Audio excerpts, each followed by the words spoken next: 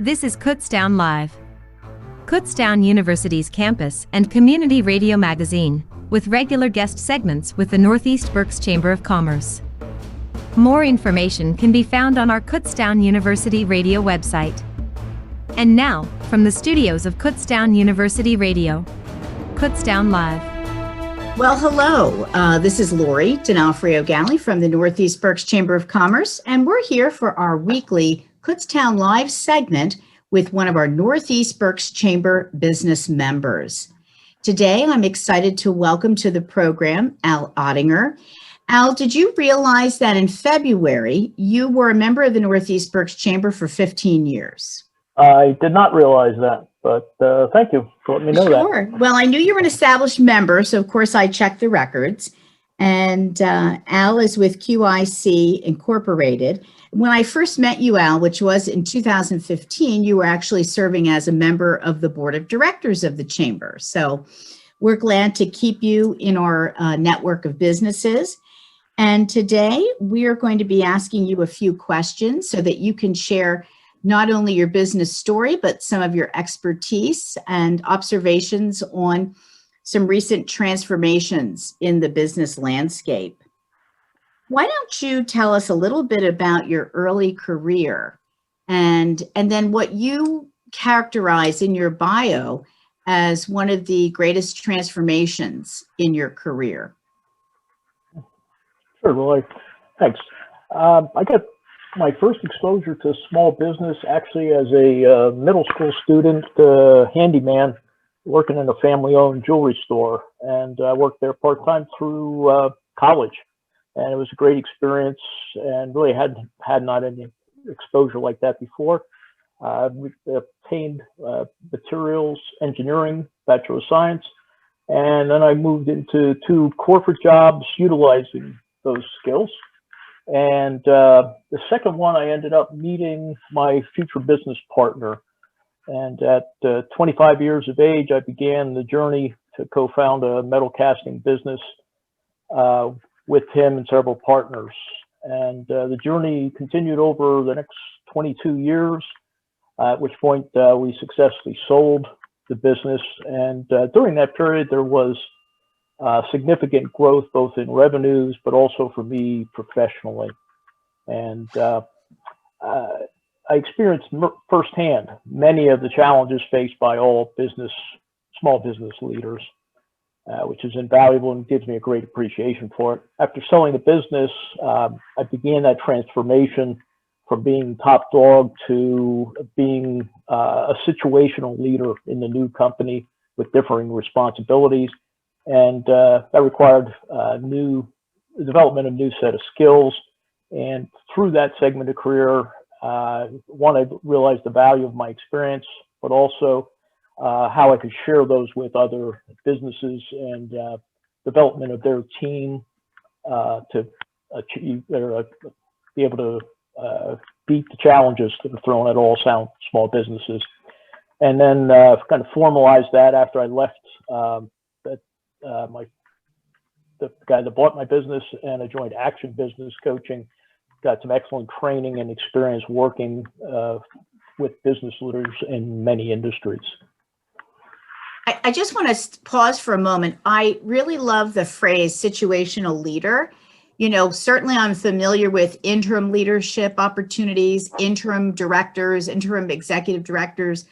But I really like that characterization of a situational leader, you know, because that's something that allows you really to, you know, adapt. When we think about this current transition that's been more than current, it's been going on for months. It makes us realize there have been so many other changes that have impacted the business community ahead of COVID and personal changes. And so I think adaptability, would you agree, is one of the key attributes of a business leader? Oh, certainly, Lori. I think now, as you've indicated in the last year, more than ever. And in tying that back with your thought, your comment on the situational leadership, I think that, you know, business leaders during this time where everything's changing need to be alert to observe those people taking leadership roles within their organizations, and it can be very valuable and empowering for the organization. So it's an opportunity, despite many challenges associated with the last year. So in recent years in your consulting, what are some examples of projects that you have, consulted on? I've actually done a kind of a composite of a hybrid of interim executive roles, where I actually was brought in essentially full time for a short period of time, 3 to 6 months, to transition. In one case, it was actually a turnaround with an investment casting foundry in Dayton, Ohio. That was the industry that I came from. And that was fascinating. And literally, in some ways, we took it from the brink and turned it around and made some major improvements, primarily working through the resources that were already available, just better utilization of the employees and improvement of morale just through stronger leadership. Worked in as an interim general manager, again in a short-term situation, and that's a little more challenging. My typical role is working with small business leaders in usually some sort of manufacturing capacity. That's my passion, and to guide them along the course. I guess one of my favorites are the small business, maybe $1 million revenue, $500,000 revenue, kind of getting their feet under themselves. They're somewhat established, but they're not sure what it looks like out ahead. And I think it must be very satisfying for you as you've progressed through your career to take that expertise and also what you're passionate about, and in those shorter term situations to be able to apply that knowledge, to transfer that knowledge, to coach others, and then to document those successes. And I just think that must be, again, at this point in your career, that must be really gratifying for you, Al. Yeah. That's my biggest success, as helping others to succeed. The team players to grow into roles and perform better in their jobs. I'm very much an advocate of decentralized leadership, letting the decisions being made at the lowest possible level. Of course, that takes good people with good training. Now, let me also ask you about your volunteer commitments. I know that you're active in the community. I know that you're a Rotarian, for example. Tell us a little bit about those sort of community or civic activities in Northeast Berks. Sure. I've been involved with Fleetwood Rotary for not quite as long as Northeast Berks Chamber, but it's a good group. Rotary National is, I guess, the biggest volunteer organization worldwide, like 1.2 million members.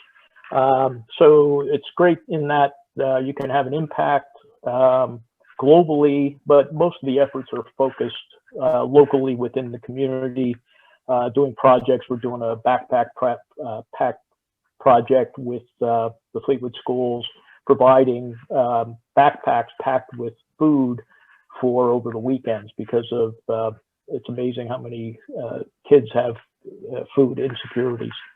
And I guess the other end of that bookend, we do a lot of projects, but also I've been involved in an international mission in actually Jamaica and in Dominican Republic, mostly centered around water, my segment of it, and the club's been supportive in both those endeavors. So I guess my takeaway, or the thing that attracts me to civic organizations is they give you leverage. You can accomplish a lot more amongst a group of service-oriented people than you can on your own. We just recently had a 4th Rotary Club join the Northeast Berks Chamber. That's the Reading Rotary. So your club, Fleetwood, Kutztown, Hamburg, and now Reading, are 4 Rotary clubs that are active members of the Chamber. And in fact, we'll have a special focus this month on Rotaries, and I'll be interviewing representatives from each club on this Kutztown Live interview in a few weeks. Nice. Thank you for doing that. Before we close, if somebody is interested in getting in touch with you, Al, what's the best information for contacting you, or the best way to contact you? Probably the cell phone is the easiest, 610-780-9464, and otherwise they could contact your office, and you certainly have my email, and get a hold of me through you. Okay. Yes, you can always check out the digital member directory on the northeastberkschamber.com to find any information about our active chamber members. Well, in closing, I'd like to say thank you so much, Al, for participating in the interview today. For more information about the Northeast Berks Chamber, visit our website at northeastberkschamber.com. Contact me at the office. That's Lori D'Onofrio Galli at 610-683-8860 or ldg@northeastberkschamber.com. On the homepage of our website, you'll find our Google Calendar, where you can download podcasts as well as find all of our activities, programs, and events that the Chamber is hosting, as well as some that are hosted or offered by members. Thank you very much.